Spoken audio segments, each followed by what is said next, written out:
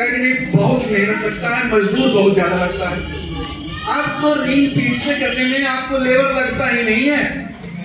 Ring पीट खोदने में ही तो लेबर लगता था। अब वो रिंग पीट बनाने के लिए आपको सोसाइटी में डीगर है। कुछ किसानों के पास बड़े ट्रैक्टर नहीं है, वो ट्रैक्टर भी सोसाइटी के पास उपलब्ध है।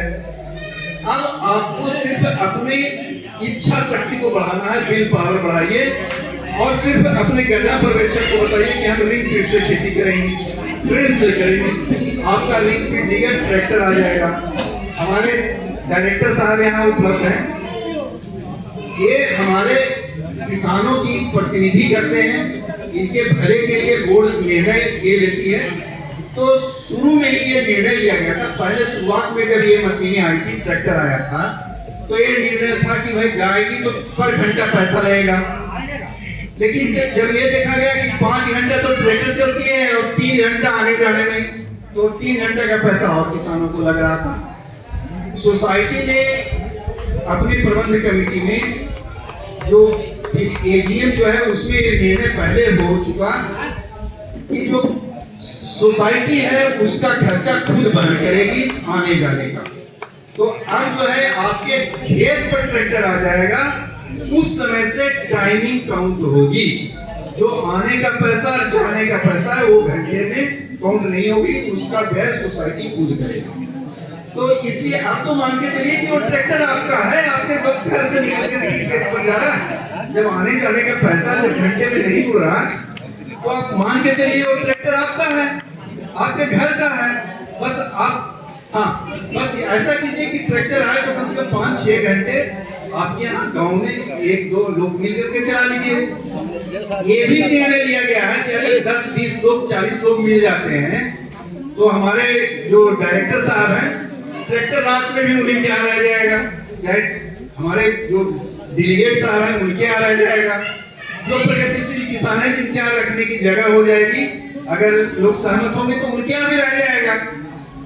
तो कहने का मतलब सारी सुविधा आपको उपलब्ध है।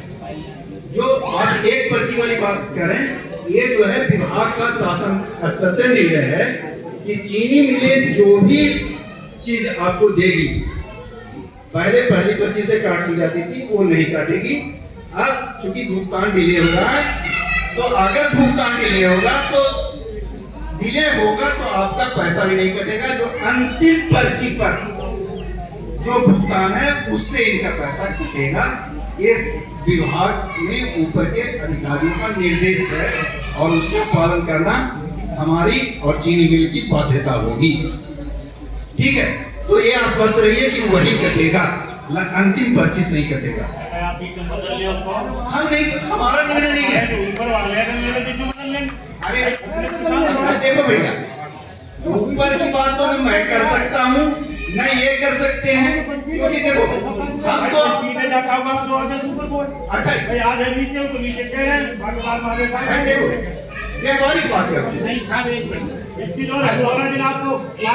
क्यों नहीं 40 कुंटल ले लें, तो 40 कुंटल ले रहे हैं वो, कैसे हम उसको 80 कुंटल ले लें, लागत भी न बढ़े, पैदावार भी बढ़ जाए।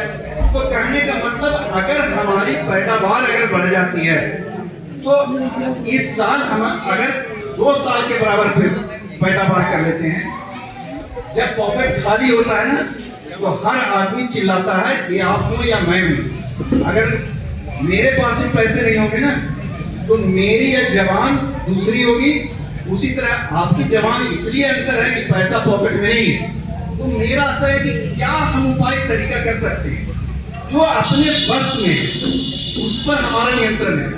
जो चीज हमारे बस में नहीं है, हम किसी को मान लो मारपीट कर लें, किसी को गोली चला दें, हम जेल चले जाएं, उससे समाधान नहीं होना। समाधान जानते कैसे होना कि जो मेरे बस में है, अपने पक्ष में हम उसको अपने लायक बना।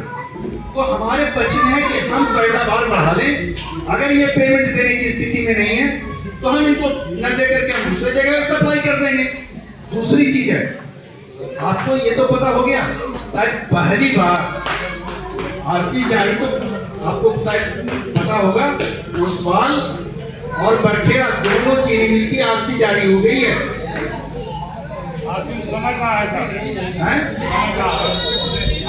कुछ समझ लो कि भाई 47 से आगे नहीं हमको काम ना करो महीना हो जाएगी। एक डायरेक्टर साहब आपको सब दिखा देंगे क्या इंटरेस्टेड हैं कि हम आपकी पैदावार में सुधार कैसे करें, तो बताइए, उस पर चर्चा करें।